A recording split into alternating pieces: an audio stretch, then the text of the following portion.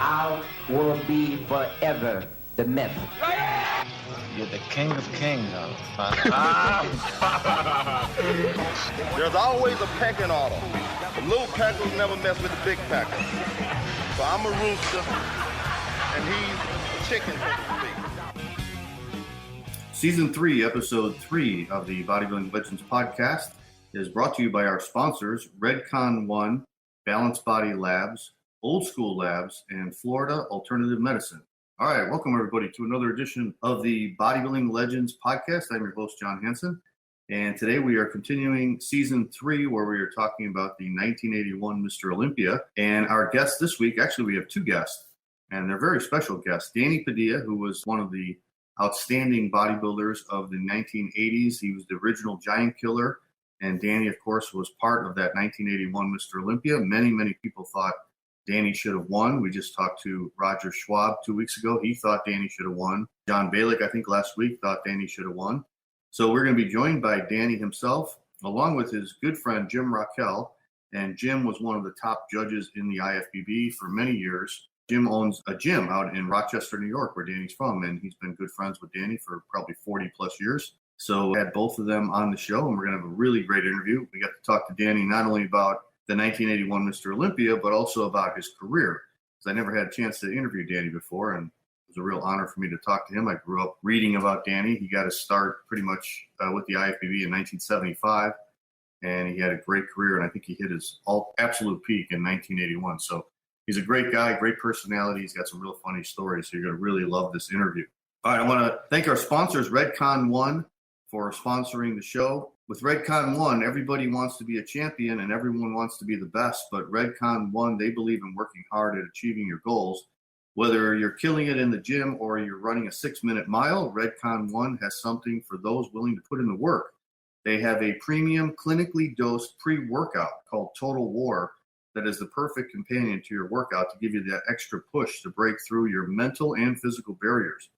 And then after the workout, you can fuel your body with the revolutionary MRE. It is the only whole food complete meal replacement, and it has protein coming from salmon, chicken, beef, and eggs, and complex carbs coming from sweet potatoes and oats, and it also contains 10 grams of fat from MCT oil.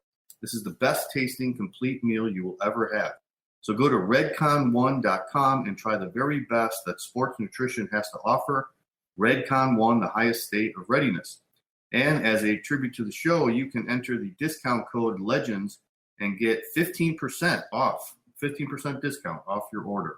And we're also brought to you by Balanced Body Labs. If you're working hard to achieve your physical best, you need the optimum level of nutrients to reach your peak performance. When your nutrients go missing, so does your ability to have a productive day. At Balanced Body Labs, they have an easy-to-use at-home test kit to help you detect your nutrient levels.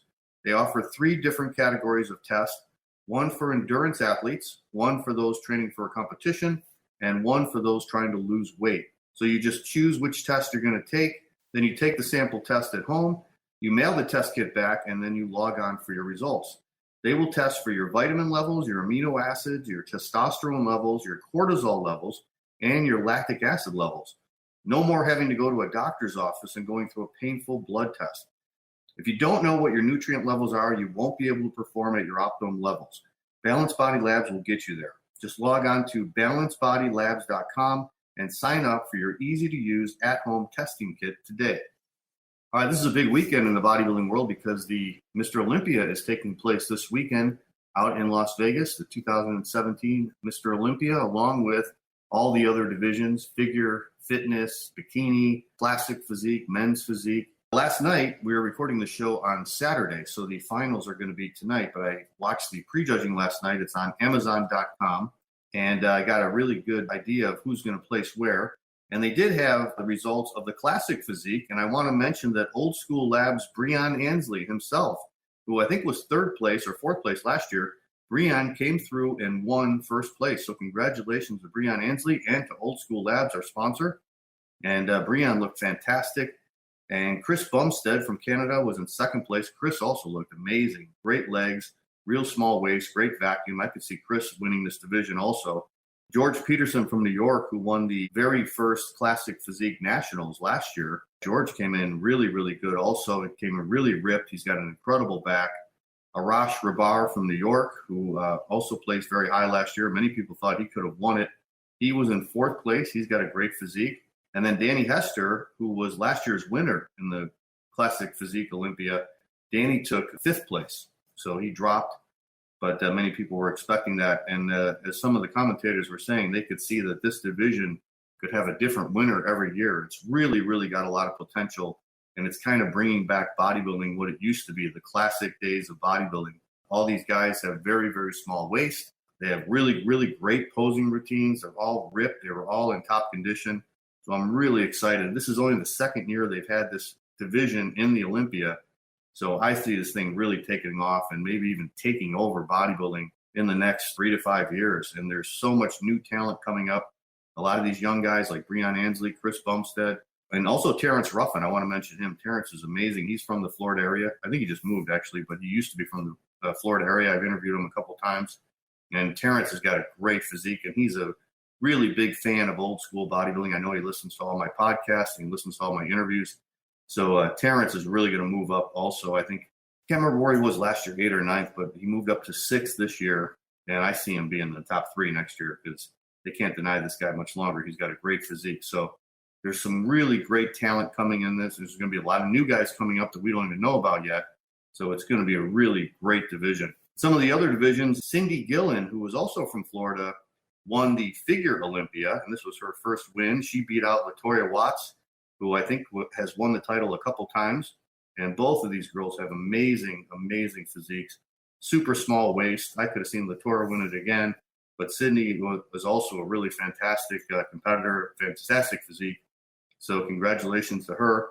Oksana Grishina won her last fitness Olympia title. She is now retiring. She's going out on top. She was an amazing competitor. I think she won 6 figure Olympia titles, and she also won the Arnold Classic many times. And then they had the judging for the 212 division. James Flex Lewis, also from the Florida area. He looks like he's going to win again. I think this is going to be his 6th time. But James was not at his best.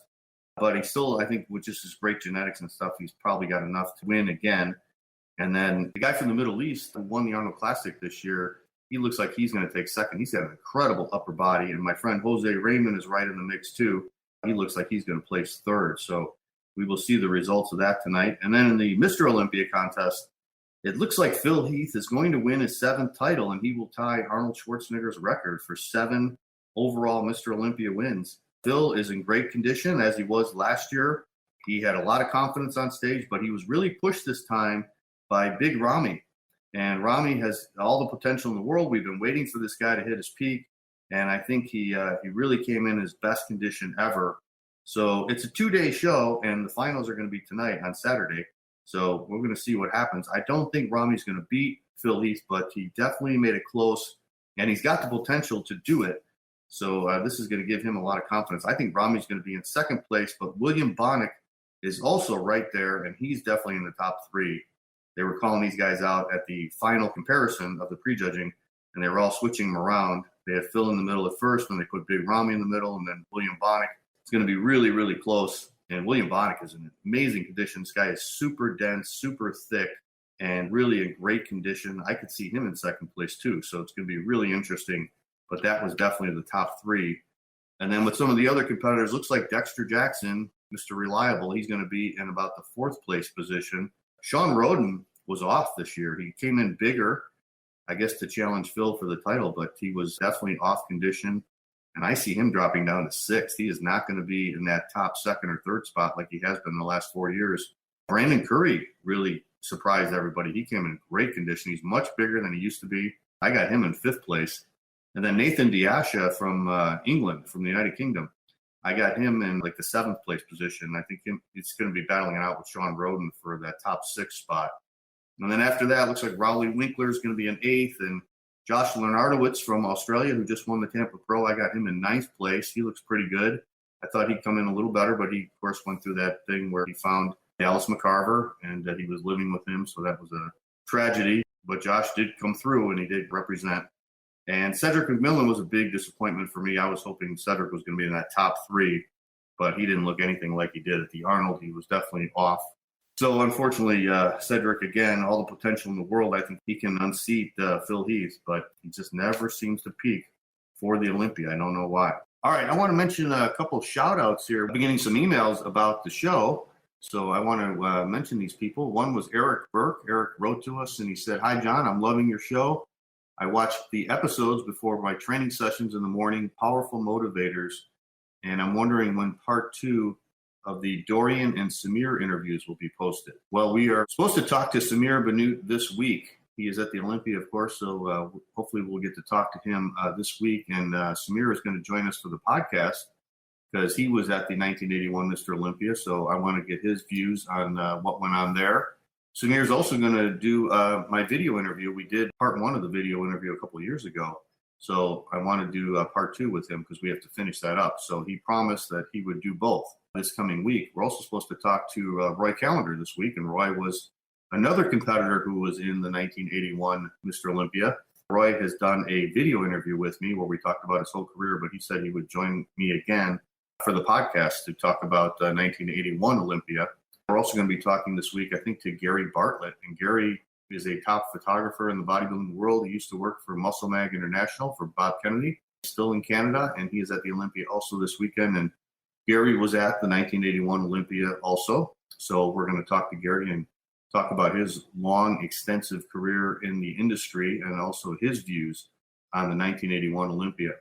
I also got an email from Terry Strand, and Terry is an old friend of mine from Chicago. He's an old school bodybuilder. He's good friends with Bob Guida. He was good friends with the late, great Sergio Oliva before he passed away. And he wrote me an email, and he said, "As usual, John Hansen conducts the best interviews on the internet by asking pertinent questions, making intelligent comments, and then standing back and allowing the interviewee to speak until he is done speaking rather than interrupting. John Balick was, as all these guys are, a very informed and interesting iron leader. Sadly, Rich Piana was another very articulate champ who I'd have loved to hear interviewed by John. Piana was a one of the kind among all the other 300-pound guys who now populate many gyms across America." So I'm glad Terry liked that interview with John Balick. I hope all you guys like that. And I heard from another guy, Mika Baxt. Mika says, "Greetings, John. I know you from the former Iron Age forum run by Sean Perrine. Sean is now the editor-in-chief of Muscle and Fitness magazine. And about 10, maybe even 15 years ago, I think it was the early 2000s, Sean started this website called Iron Age. I used to go on there all the time because we would talk about the good old days of bodybuilding, classic bodybuilding. I met Sean on there, and I met Peter McGuff, used to go on there a lot. So it was a great site. It's no longer around. But he said he knows me from that site, and he says, your physique looks great in your photos. Is there any chance you might be able to interview Frank Zane? I was curious to know what he thought of Chris Dickerson and Samir's physique, as well as the Night of the Champions winner, Phil Hill. So, yeah, I definitely want to interview Frank Zane. I think that would be an amazing interview. So I'm going to be contacting Frank soon. I know he's probably at the Mr. Olympia this weekend also. So he's still out in Palm Springs, California. So, yes, I'm going to make an attempt to contact Frank, and hopefully we can do an extensive interview about his whole career. I think Frank would be an amazing interview. I think that would be probably one of the best.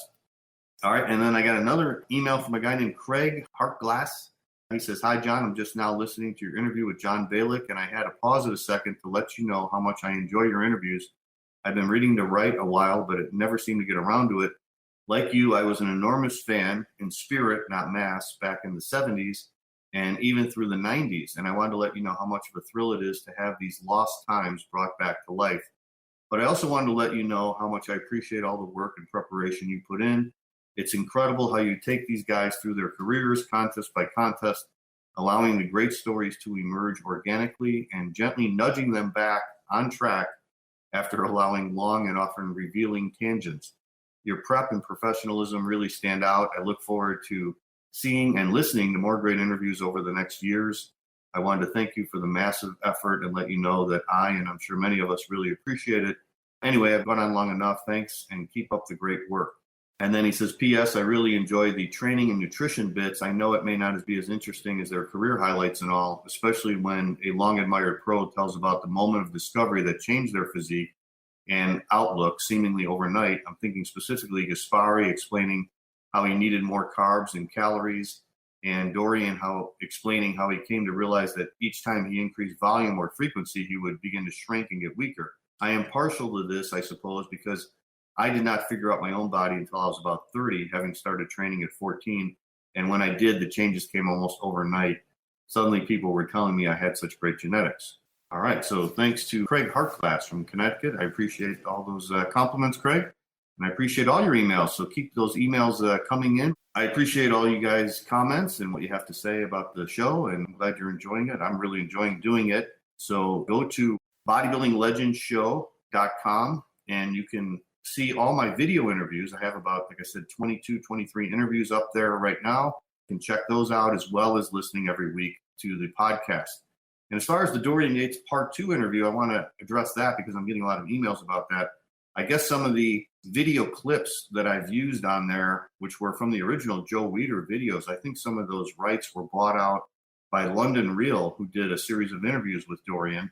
So every time I try to post that second part of my interview with Dorian, it keeps getting blocked from them. So I'm just making the adjustments, and I'm taking out the part that they have the rights to, and hopefully we'll get it up in the next month. And also got an interview coming up with Mike Ashley. So that video interview should be up pretty soon. Also, we did that about a week ago. So that should be coming up in the next couple of weeks. So look forward to that. All right, we're also brought to you by Old School Labs. With so many supplements on the market, it can be hard to know which brand is the right one. As a 3-time Natural Mr. Universe and Natural Mr. Olympia myself, the quality of supplements and knowing what I'm taking is very important to me, which is why Old School Labs is giving you 12% off your purchase. Go to oldschoollabs.com and use the code LEGEND12 to get 12% off your purchase at your checkout. Old School Labs is the only brand that I use, trust, and associate my name with. It's the brand that I personally use to win and place high in the Masters and many other competitions. I use the Vintage Base and Vintage Burn every morning as part of my regular supplement regime. And I also use the Vintage Build and Vintage Blast for my pre-workout drink.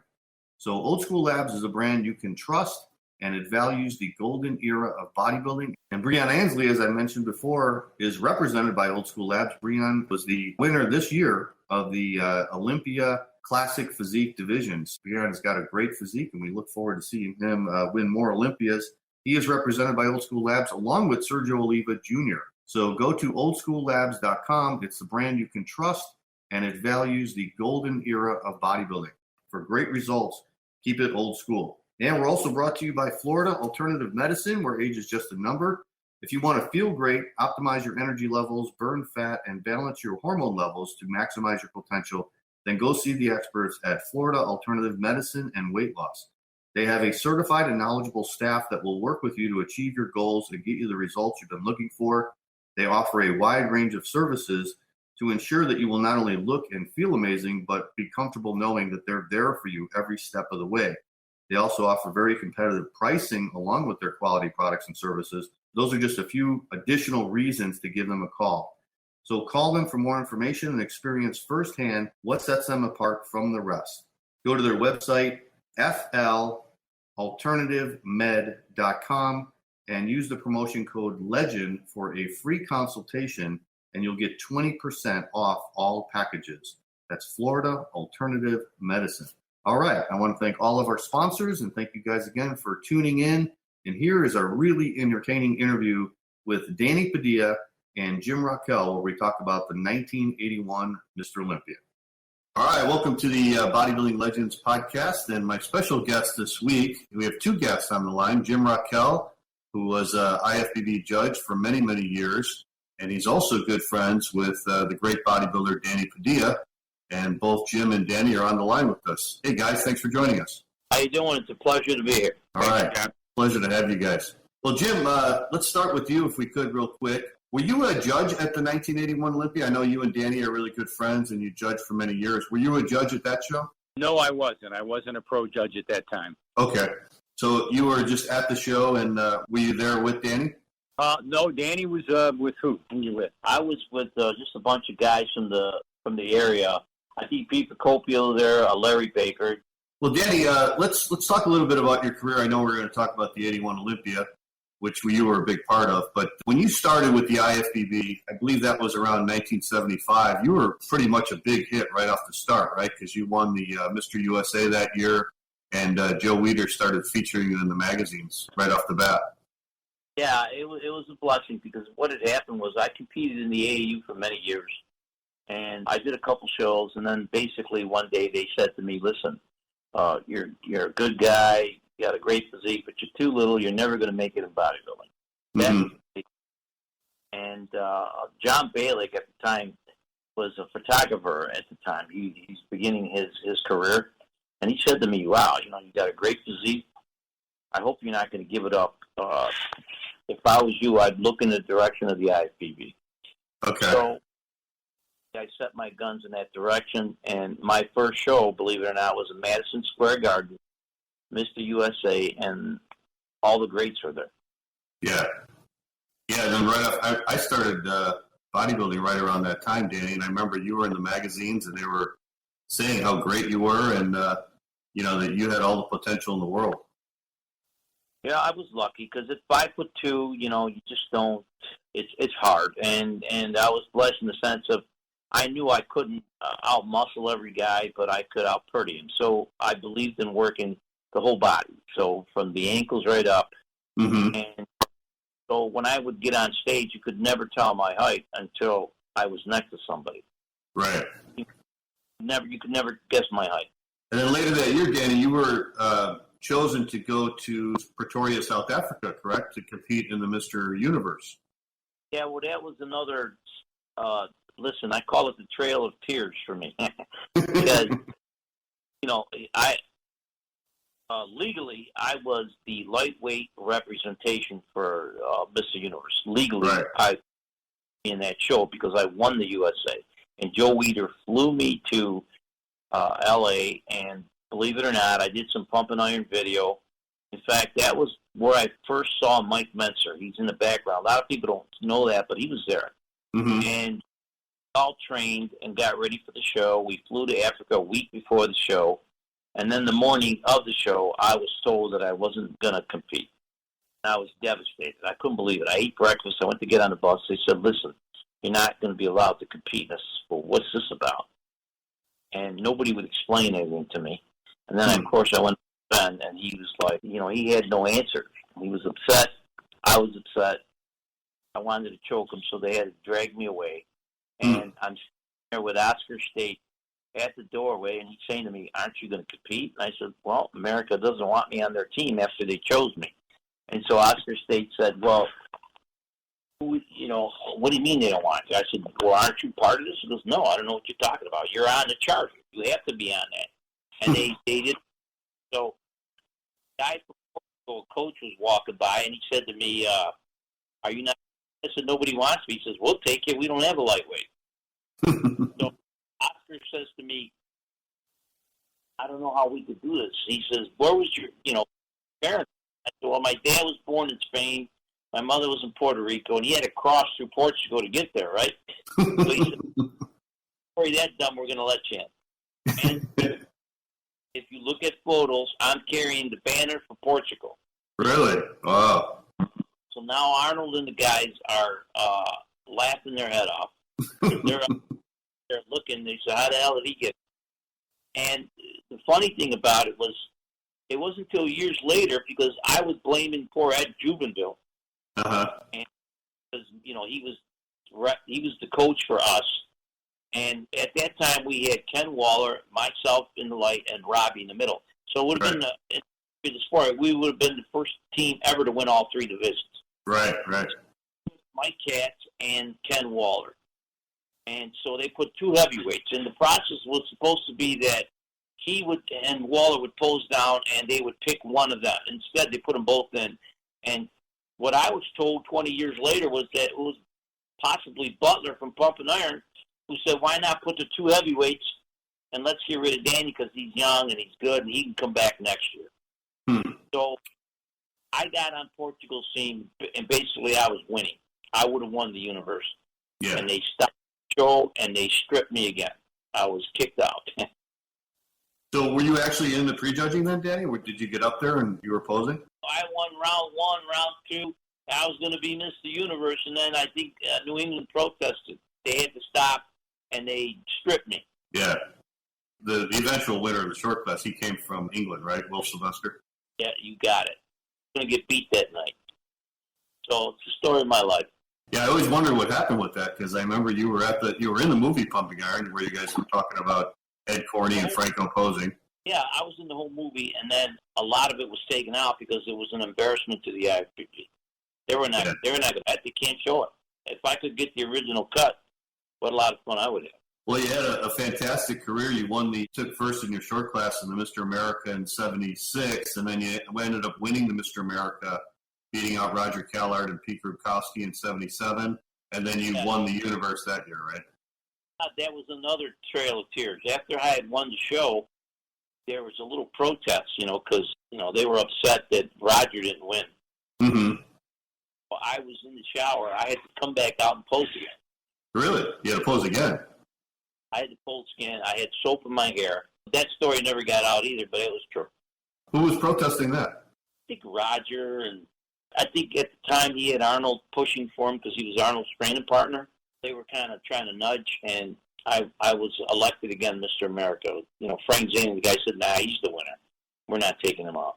Zane was a judge there? I think Zane, I'm trying to remember, Franco, who ran the show, was a judge, and somebody, I forget who the judges were, but they couldn't take me out. Let me ask you about that Universe, too, Danny, because you went in '76 when it was in Montreal, and you were surprised Mohammed McAway. What did you think of him? He shocked everybody that year, huh? McAway was a tremendous bodybuilder. He had a tremendous upper body, but very weak legs. He just never had legs. He caught me. I was heavy. He was muscular. I was huge. The crowd wanted me to win because I was so big. I overshadowed him like you wouldn't believe. Yeah. But he won the show. And I, deservedly, he was cut. He looked very good. I was huge, smooth, and based on, during that era, guys that were big and round were winning. You didn't have to be really cut. Mm-hmm. He came in looking pretty cut, and he won the show. And I wasn't surprised by it. I mean, I thought he was pretty good, and the fact that he won didn't shock me at all. But then you came back in '77, and then you beat him there. Crushed him there. And in that universe, that was another trail of tears. At the time, me and Cal Scalick flew from L.A. to New York. There was some people, and we wanted a berth to go to the universe. And when we finished that show, we were supposed to go to the airport and fly to Europe, and there was no airline ticket. So we're at the airport with no ticket, and we're calling the promoter of the show, and then he said, well, you got to call the IFBB because they're supposed to supply the ticket. We called Ben and them, and they said, well, they're supposed to supply the ticket. So we were there we lost the day sitting in the airport. We said we're going to get a lawyer and sue. All of a sudden, a ticket showed up. We got a ticket to go to Europe. We get to, I believe it was England, and then there was an airline strike. So we were stuck at the airport. Damn. So we spent like 3-4 days flying while everybody was already over in France. Then there was another strike. We were able to somehow get on the plane. We finally got to France. We didn't have a room to go into, so we had to go find out what the hell was going on there. And then we had to go to a meeting. It was a long process. So me and Cal Scalick went 3 or 4 days hardly eating, okay? I mean, it was the funniest thing ever. In fact, in France, we weren't able to shower, so I'm sitting in the sink, half nude, trying to fuck myself, walking in the bathroom crying with laughter. And then, of course, the system there said, hey, you can't be doing this. You got to get dressed. And they said, who the hell are you? We told them who we were. So they got us on a plane and got us over to Nice.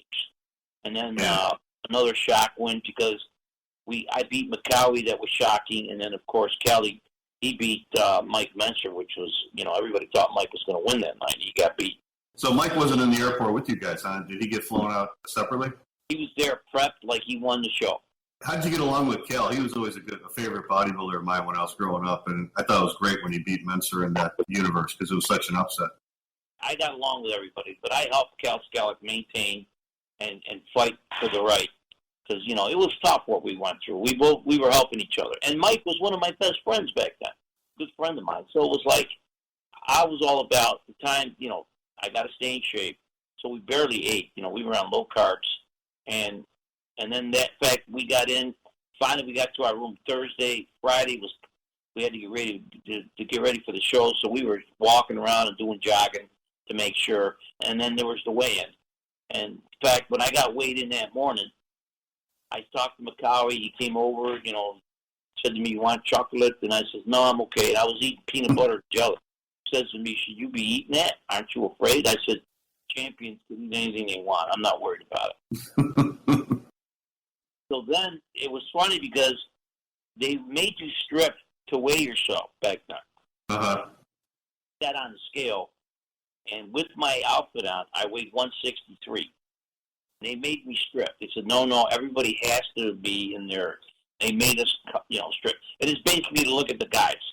So when I got on, weighed again, they said, weigh him again because he's too big to weigh 162. They didn't believe that I weighed 162. Bodybuilding's always been rough on me. Nothing easy. Hey, Jim, let me bring you into this. You and Danny have been friends, you said, for like 40 years. How did you meet Danny, and did you think he had the potential right when you saw him?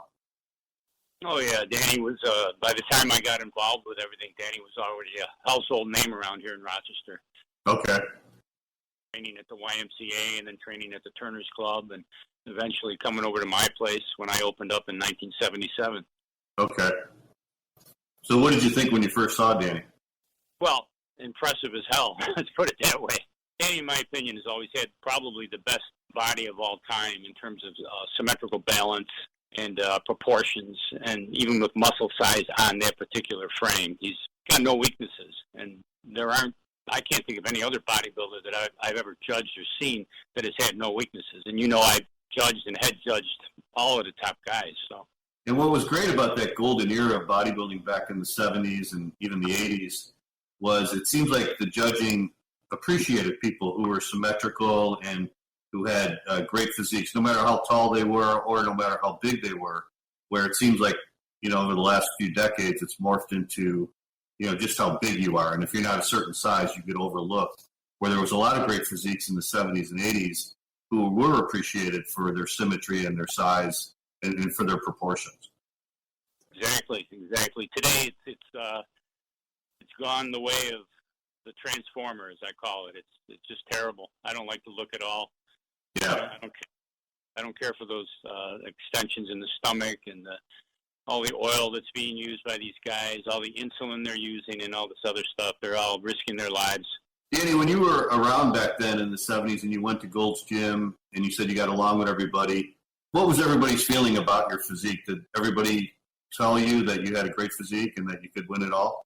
Here's the thing back then. Nobody would say anything to you because they were afraid of you. They were smart. But the only thing I liked about the guys back then, whether they liked you or not, if you had issues, they would help you. They would try to help us. It was like a union. Nobody would say, "Hey, Dan, if this thing could be great," because I was a fear factor. They were afraid of me, believe it or not. Mm-hmm. The idea of being beat by a midget like Dennis Tenorino, God bless his soul, he was so pissed off that I beat him one day, he wanted to kill me. And it was like, how can this guy beat me? But the reality is, I used to weigh a lot. At my final show, I weighed 245 at the night of the champions at 5'2". But my weight went from 165 all the way up to 245. But it was, it took years to get there. Mm-hmm. Today, it's a different story. The guys go from 200 to 300 to get back down to 200. I'll never understand that type of bodybuilding. Crazy now. But it's a new era. Remember, when Elvis Presley first came out, he was the devil. I try not to be judgmental, but it's like today, back in the day, guys want a 1961 Vet, they want a 55 Chevy, because those are the car. I don't like the new cars. To me, the guys, it's so overwhelming.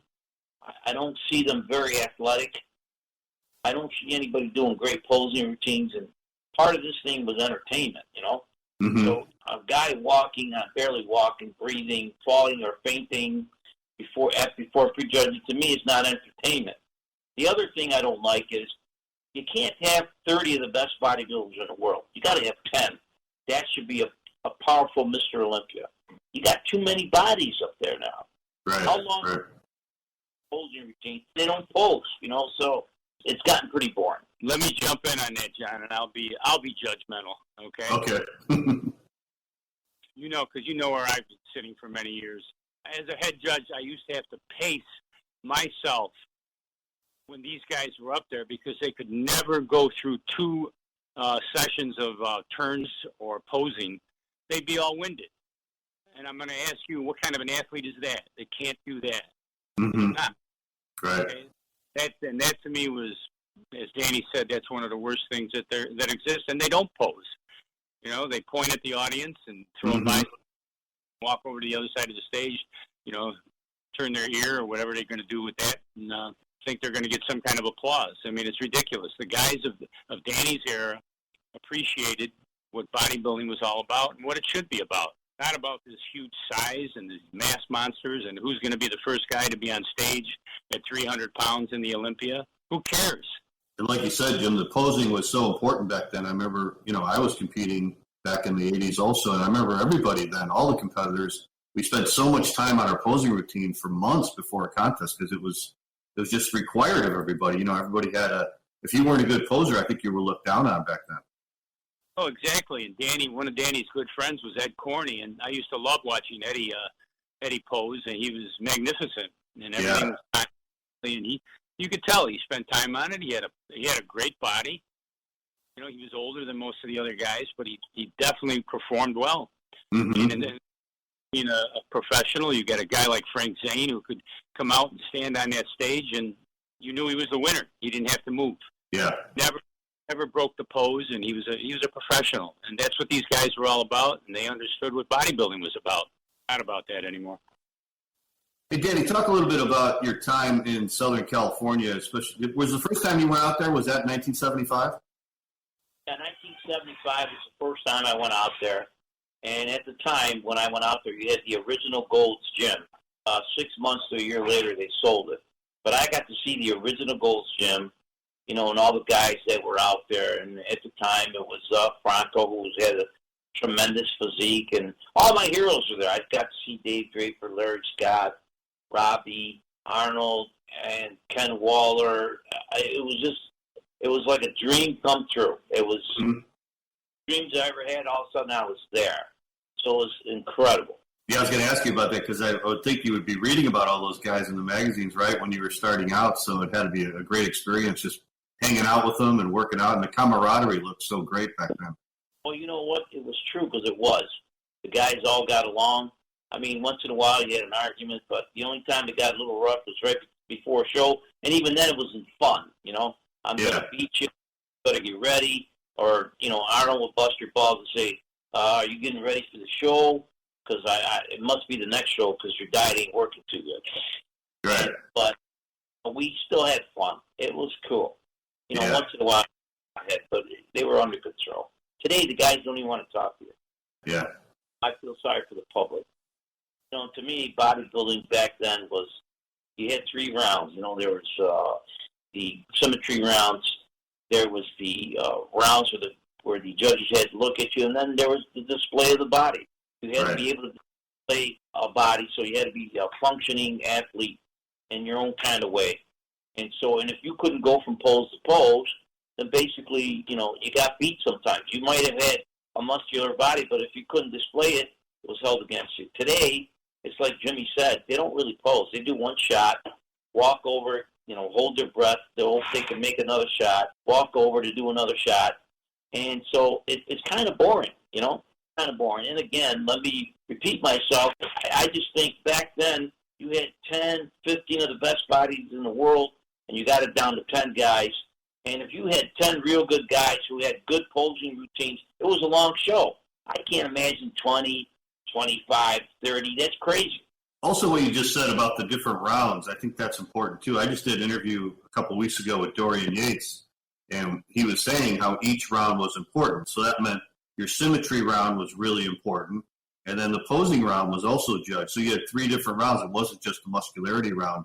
So that's why a bodybuilder like Frank Zane or yourself or Samir Banoud could do so well in the symmetry round, and the posing round was also very important, and that's a round where someone like Zane came alive because he may not have looked as good in the mandatories, but he looked great in the posing round. So it's important that all those 3 rounds were really judged. Exactly. And you know what the difference was?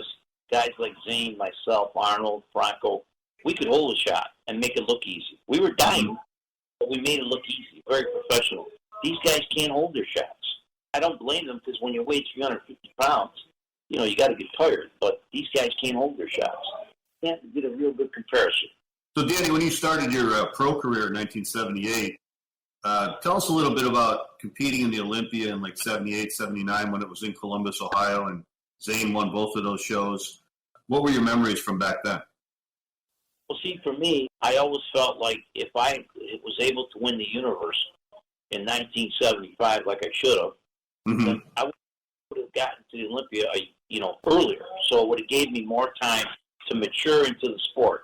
And so, when you first get in there, you see the real best bodybuilders in the world. And it's a little rough, because you got to get used to it. Think about an amateur boxer going against the best boxer in the world. Yeah. And so you got to take your punches like a man. So you make mistakes. You overtrain, you overdiet because you're trying to fit into this. And it was a learning experience. For me, I caught on pretty fast, but I got to see the best bodybuilders in the world.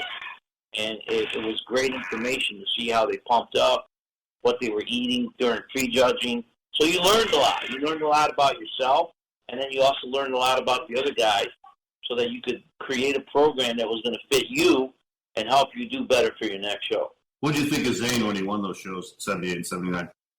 Zane, when you stood next to Zane outside, you say, how the hell can this guy be Mr. Olympia? But when you stage, the guy's timing was perfect, number one. Number two, he only did 12 poses, but they were the 12 best poses you ever see on earth. And he would hold them, and he was cut perfectly. And so he could fool you. I call him the magician. Yeah. When you saw him live, you say there's no way this guy's Mr. Olympia. But he just did his job, and he did it well. He was a magician. He was a phenomenal poser. His timing was perfect. 2 days after the show, you couldn't believe this guy won the Olympia. Wow. Yeah, that's what I heard about him. He peaked perfectly on that day, but if you saw him a couple of weeks or a couple of months before, you would never believe he was going to even go in the contest. And John, I can attest to that, too, because I saw 3 of his victories, and he stood there, and it was over. I mean, the guy didn't have to move. He knew every position of his body, and he knew it, to perfection. And like Danny says, he never showed any bad parts because he was the magician. He was able to hide it all. Yeah. So he wasn't the biggest guy out there at 180 pounds, but he definitely put it together and knew where he was at all times. I mean, he had a great focus and true champion of the era, and still of today. He's still a great guy. Yeah, that's what I try to explain to some of these kids, especially if you get on these message boards and they're all like, he's a swimmer and he never deserved to win. I'm like, like you, Jim, I saw all 3 of his wins, and I believe he won every one. I mean, you just had to see him on stage to appreciate him. Yep. See, you got to understand that these guys are comparing past and present, and you can't do that. Like boxer, you can't do that. For that time, he was phenomenal. So we're considered not that good compared to. But, again, I'll say the aesthetic of the physique was better, the show was better, and the guys gave you a good performance. Today, I don't see that. For every guy that does today, 10 don't. If they don't faint on you, like Jimmy said, they're gasping to do a shot. They can't do 5 poses in a row. I mean, it's crazy. Mm-hmm. But this is what's in style. I mean, I respect everyone, in the sense of, sport-wise, but it doesn't mean I have to like it. Hey, Danny, one of the shows I wanted to ask you about before we talk about the Olympia is that Night of the Champions in 79 when you received that perfect 300 score but ended up taking second to Robbie. What a joke. That show was the funniest ever because I had been doing a little bit of exhibitions, and I got back to L.A., and I got to Gold's Gym, and there was Joe Weider with Mike Metzer and Robbie. They were doing a photo shoot. Okay. Joe Weider said to me, Donnie, are you going to honor the show? I go, yeah. He goes, you'll never make it. You only got 21 days. So Robbie looked at Joe and said, please, don't get this guy going because shape just to show you up.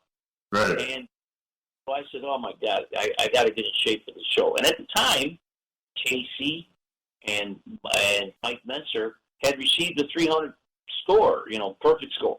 Yeah. It was born all of a sudden.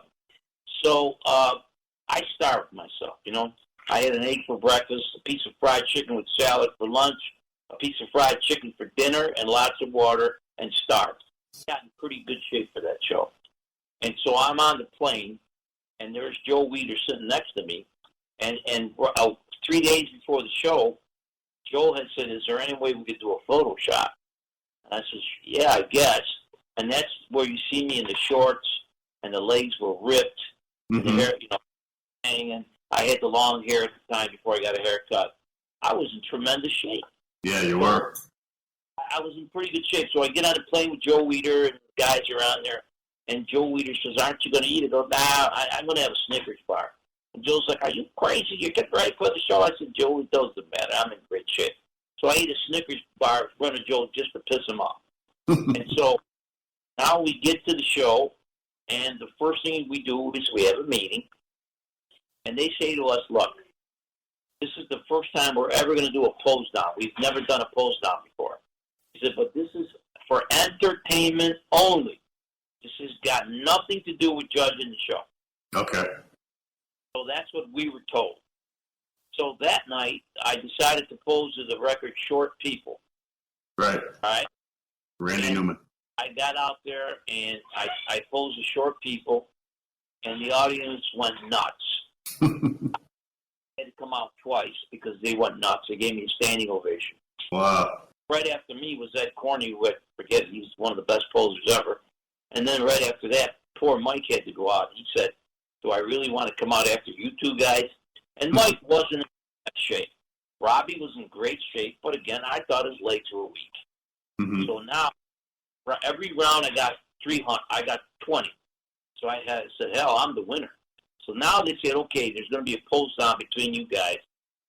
And so we pose down once, I do it. We pose down again, I do it. We pose down the third time, I do it. The fourth time, I said, you know what, screw this, I ain't coming out. And so they used that as an excuse to give Robbie the show and say that I lost because I didn't pose down the way I should have. When you told me at the meeting that the pose down had nothing to do with the judge. Right. Entertainment. Again, I believe I took a good screwing on that one, too. Thank God I didn't take it serious. I might have committed suicide.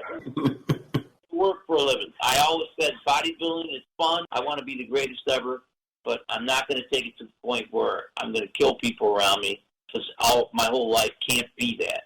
I mean, it's kind of fun for me. And then, of course, they printed some stupid article that I laid back, and the reality was it was contract time. I refused to sign a contract, and I said, let's wait till after the show because I thought I had negotiating power. All of a sudden, I had no power. So that's what truly happened. Wow. Hey, Danny, let me ask you about the 80 Olympia, because that was also, in addition to the 81, that was one of the most controversial Olympias ever. And, of course, Arnold won after only training for a couple months. But everybody who I talked to at that show, a lot of people say Danny was the one who was really in great shape, and they don't really talk about it much because you only got 10th place. How did you feel you looked in that contest? You know what? It was such a controversial show. There was a lot of crazy stuff going on back then. Mm-hmm. Mike Menser had gotten on Merv Griffin and basically said, I'm better than Arnold because I scored a perfect score, and Arnold never did. And what did you do that for? You brought the tiger out of the cage. Yeah. So kind of semi-training, but I think at the time he had done Stay Hungry movie. And when they said that to him, he was so pissed off, he started training twice a day. And then everybody was asking him, are you going to train? Are you getting ready for the Olympia? Then they came to me and said, Danny, you know Arnold. What do you think? I said, listen, why would he train twice a day? Common sense. You guys better get, because he's going to the Olympia. And he went. And you know what? The reality to me is this. Did he deserve to win? I thought there was enough there for Arnold to win because nobody was outstanding. And believe it or not, outstanding bodybuilder of that day was that guy Walker from Australia, who was huge and was cut. He wasn't ripped, but he was pretty big and cut, and he was the shocker to me. Yeah. Guy that might have. And, you know, for me, You got to remember, Australia, big guys. That's who they wanted. So I got overlooked. And listen, if you cry about every show, then you start acting like all the bodybuilders. How many guys do you talk to say, I should have won the show, I got screwed? I don't do that. I look at the show, and my thought process is, what could I do to be better? And I said, well, I could have been better, but I know I got overlooked, and that's what happens in the game. So I'm not going to cry over it. But there was a lot of crap that went on after that show. Everybody hated everybody. The war began, and that started the issue for the next show. And all the guys were calling me saying, Danny, we're boycotting the 81 Olympia. We don't want you to go. And at the time, I said, well, look, I'm flying home, and I'm going to train for the show at home. Mm-hmm. And so I went to Raquel's new gym on Lowell Avenue. Nobody knew what I was doing. And I got ready for the show, and everybody kept saying, Dan, you can't do this. I said, look, it'll be the only chance I get to compete against Franco, who at the time was my hero. He was one of the greatest physiques, and I wanted to be able to stand next to him and be compared. And I said, I don't care if they fix the show, if he wins or doesn't. I just want to be stood next to this guy and make a comparison. And as far as I'm concerned, I did my job. I didn't win. Some people say, oh, you were a little too light. Well, I wasn't light. I weighed 178. Everybody said you weighed 150. I didn't. I was so shredded that every time I did a vacuum, my face would suck in, and I looked normal, but I wasn't. But you didn't see the greatest shots. If you see the best shots of me in that show, I was in tremendous shape. I'll interject. He should have won that show. The 81 Olympia was his. Yeah. Now, Jim, he was training at your gym in preparation for that. So tell us your thoughts about, when you were watching Danny train and he was getting ready for that contest all year. Well, at that point in time, my gym was probably, 4 years old. I had seen Danny train before, but never with the kind of intensity that he was training for that show. And it was remarkable. He was double splitting. He was so intent on every exercise that he did. I was watching him. I saw how he was working out, and it was just an unbelievable thing. I mean, he was as intense as you can get, and it just goes to prove you didn't need California and the California atmosphere to become as good as he was, because he was even better in 81. I mean, if you really examine the photos from that particular show, this guy was up there with no flaws whatsoever.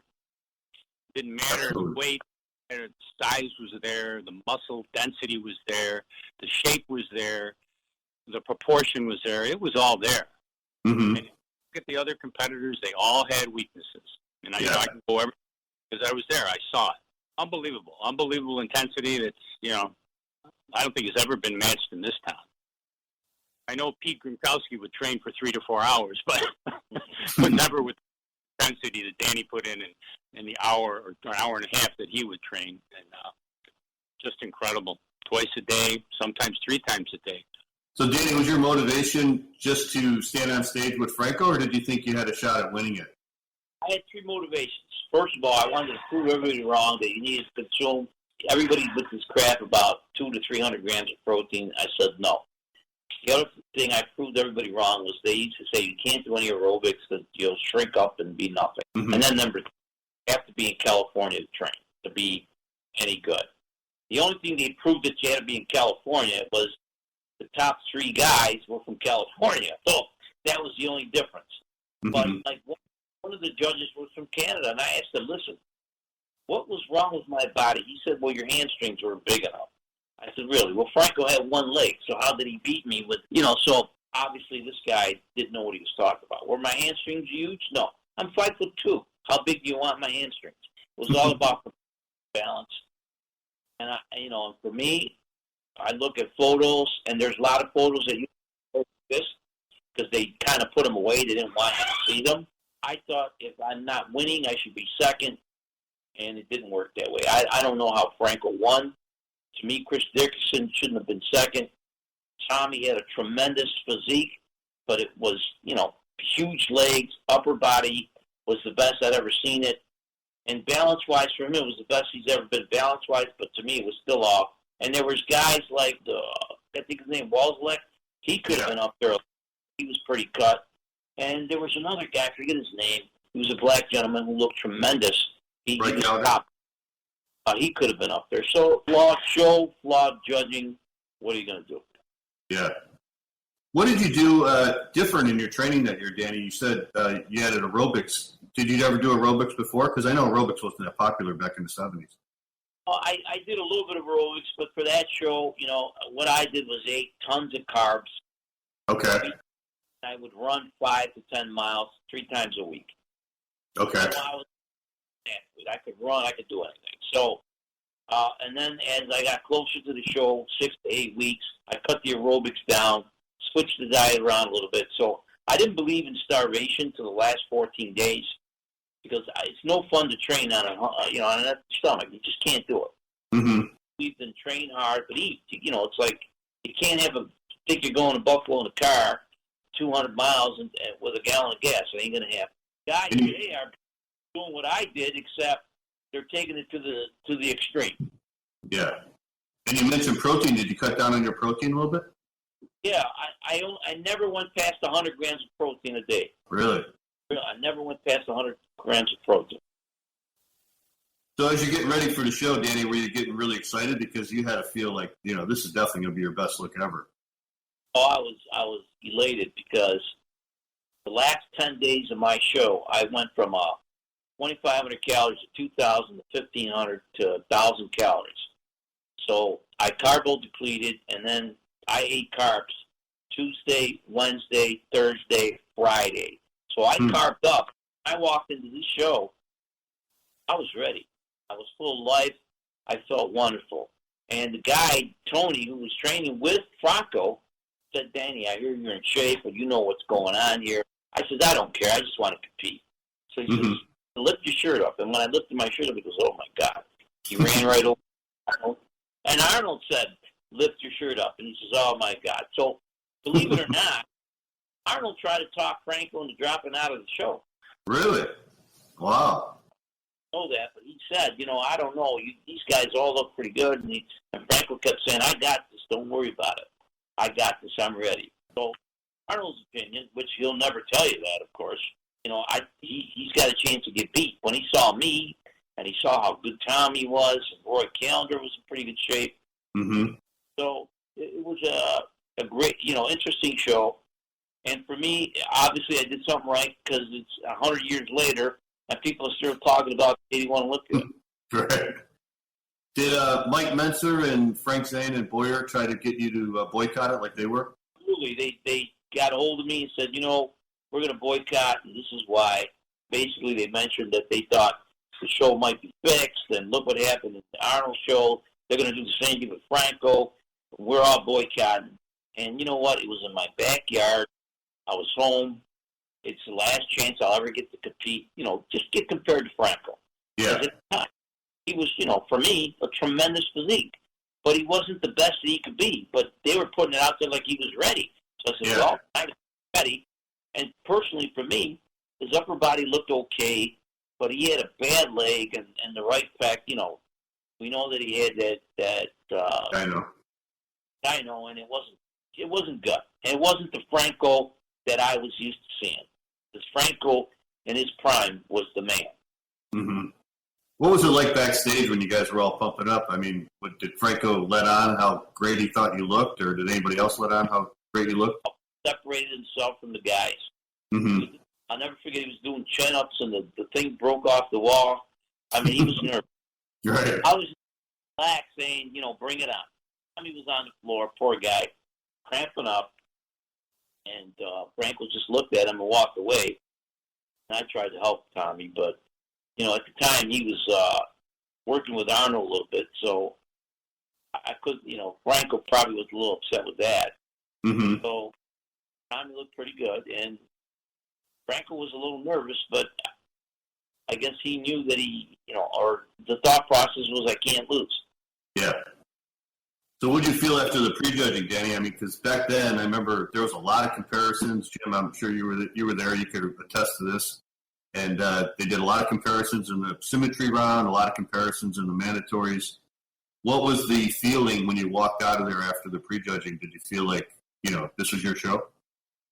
Well, in the beginning, I looked at my friend of mine, Larry Baker, who was with me, was his training partner. Samir Benoot looked at me and ran to the phone and started calling everybody out and said that I won the Olympia.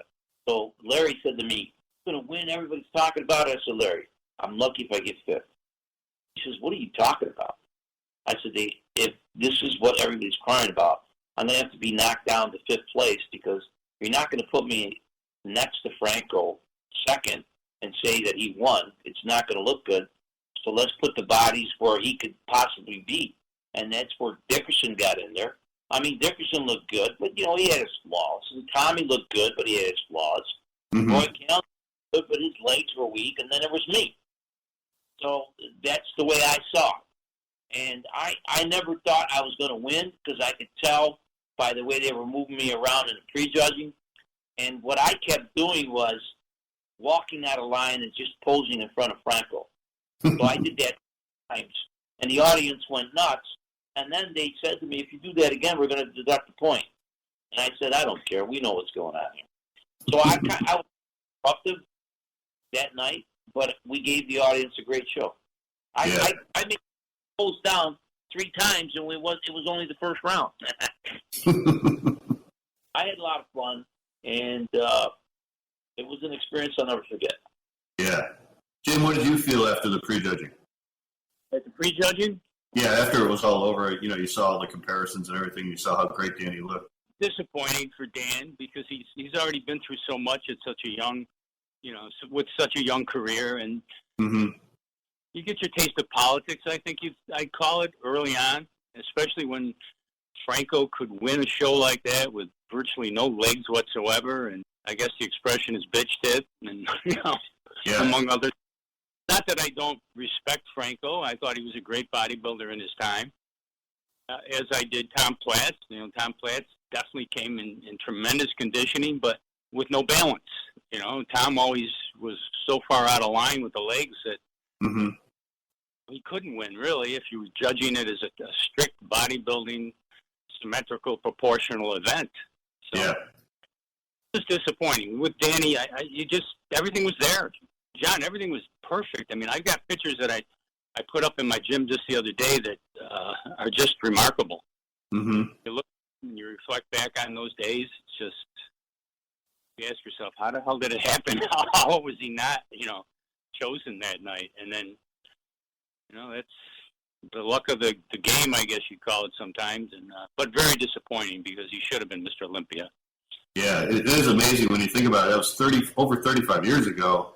And you look at pictures of Danny, and it just blows your mind. I mean, even the guys today, I think, are just so impressed by how he looked. Remarkable. And just, and like he says, you don't even look at him in terms of the height aspect because there's no way you can tell how tall he is in that picture. He's just right on the money with everything. I mean, you start from the toes, go up the calves, and go all the way up. He was a great champion, and he's even a greater champion today by maintaining himself in the business as he does and training people the way he does and imparting whatever knowledge he's gained through all these years, which is plenty. Not necessarily bodybuilders because he works with all types of people now, especially women. And, they all love him. They wouldn't be coming day after day if they didn't. So he's a great ambassador for what we consider our sport. Danny, how'd you feel after it was all over? I was at the show as Jim was, and the audience was so loud. I don't think I've ever heard booing like that in any show I've ever been to, in my life. I mean, once they got to you in fifth place, the booing just started then and continued all the way up to first. Well, I've never seen that because when they called me fifth, the audience got up and booed and threw stuff at the judges. Yeah. And then they called Roy, they booed. And believe it or not, while the sports were filming, they stopped filming. I wish I could get hold of that film. Yeah, me too. And you never got to see it. It was never produced. Here's the other thing about this crazy show. There's nobody has a video of this show. The only one that had a little sparse video was Franco. And it was a handheld cam that wasn't that good, and it showed him 90% of the time with barely any comparisons. Is there anybody who has a video? Somebody's got to have a video of the show, right? Right. It's kind of crazy. Yeah, it is. It was heartbreaking for me, but, it's like the funniest thing was I got out of the show, and I'm walking toward my room, and Larry says to me, "Are you okay?" I go, "I'm fine. I want to take a nap. I'm tired, and I'm hungry." And all these people are following me. I mean, there had to be 2,000 people behind me, and they're screaming, "We'll get Franco." I said, "Oh, no." And he won, and that's it. And I went in my room, and I was sleeping. And I wake up, I open the door, and there's all these people in the hall. Is he okay? I'm like, what are you talking about? And some lady brought me a carrot cake. So here you look. Oh, thanks. And I'm sitting there eating carrot cake with all these people. So I was the kind of guy, I'm mad for about 10 minutes, and then I'm good to go. That's one thing about Arnold and me. We used to get the press after the show, not because we didn't win or win. It's because we got to find the next show to get at so that you don't think about what happened. Mm-hmm. But for me, I kind of backed out after that. I started divorcing everything else. I went to other things in my life. Enough is enough. Hey, speaking of carrot cake, you told a story on another show, I think, where you're talking about Arnold at the 1980 Olympia, and you said he ate his carrot cake. Yeah, it's true.